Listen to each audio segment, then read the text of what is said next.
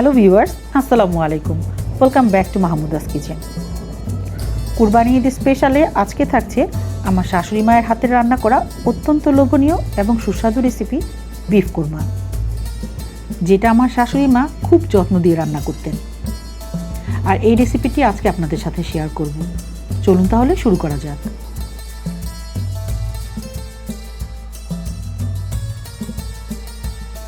এখানে হাড়, মাংস, চর্বি সহ 1 কেজি বিফ নিয়েছি। বিফের টুকরোগুলো কিন্তু একটু বড়ই থাকবে। এখন এতে দিব হাফ কাপ পেঁয়াজ কুচি, হাফ কাপ টক দই, 3 টেবিল চামচ আদা রসুন বাটা, 1 টেবিল চামচ শুকনো মরিচের গুঁড়া, 2 টেবিল চামচ ধনে গুঁড়া, 1 টেবিল চামচ জিরা গুঁড়া, 1 টেবিল চামচ লবণ, কিছু র স্পাইসেস, 10-12টা কাঁচামরিচ। এই রান্নার সময় কাঁচামরিচগুলো এমনিতেই গলে যাবে, তবে আপনারা চাইলে থেতো করেও দিতে পারেন। সাথে দিব 1/3 কাপ তেল। হাতের সাহায্যে খুব ভালোভাবে মাখিয়ে নিতে হবে।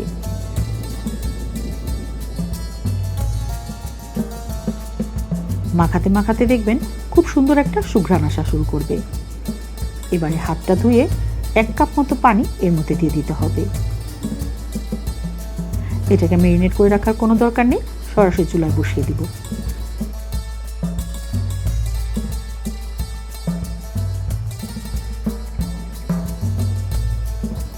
প্যানটা চুলায় বসিয়ে ঢাকা দিয়ে হাই হিটে রান্না করতে হবে তরকারিতে বলক আসা পর্যন্ত। তরকারিতে বলক চলে এসেছে। এখন নেড়ে চেড়ে দিয়ে লো হিটে রান্না করে নিব ঝোলটা শুকিয়ে আসা পর্যন্ত।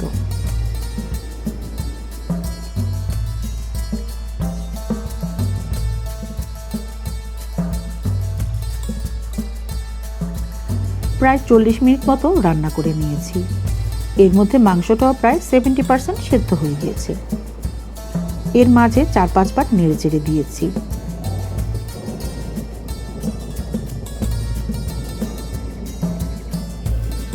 এই পর্যায়ে আরও কিছু মশলা অ্যাড করব। তাই জন্য দিব 1 চা চামচ চীনাবাদাম বাটা, 1 চা চামচ কালো গোলমরিচের গুঁড়া। নেড়ে চেড়ে মিশিয়ে নিয়ে কষিয়ে নিতে হবে।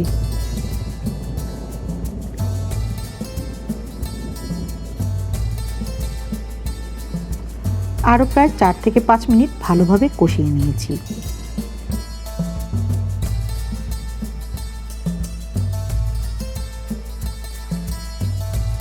এই পর্যায়ে দিব 1.5 কাপ জাল করা লিকুইড দুধ। আপনারা চাইলে গুঁড়া দুধ গুলেও ইউজ করতে পারেন। আর এই রান্নাটা অবশ্যই দুধ দিয়ে করতে হবে।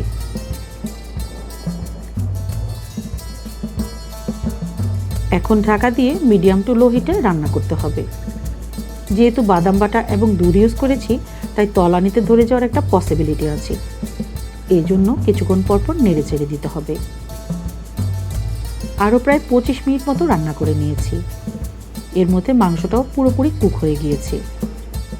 এ পর্যায়ে দিব 1 চা চামচ গরম মশলার গুঁড়া, 2 চা চামচ ঘি, 7-8টা আস্ত কাঁচামরিচ, 1 মুঠ পরিমাণ পেঁয়াজ বেরেস্তা, 1 চা চামচ চিনি।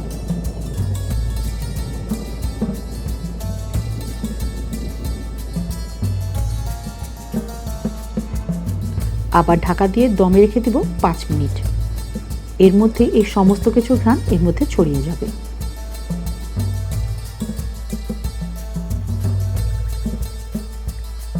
রান্নাটা আমার একদম ডান।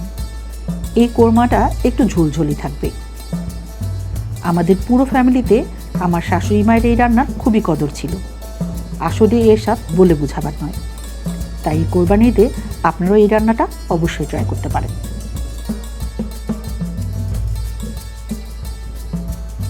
রেসিপিটি ভালো লেগে থাকলে প্লিজ লাইক, কমেন্টস, শেয়ার এবং সাবস্ক্রাইব করে মাহমুদাস কিচেনের সাথেই থাকবেন। আসন্ন কোরবানি ঈদের শুভেচ্ছা সবাইকে জানিয়ে আজকের মতো এখানেই বিদায় নিচ্ছি। আল্লাহ হাফেজ।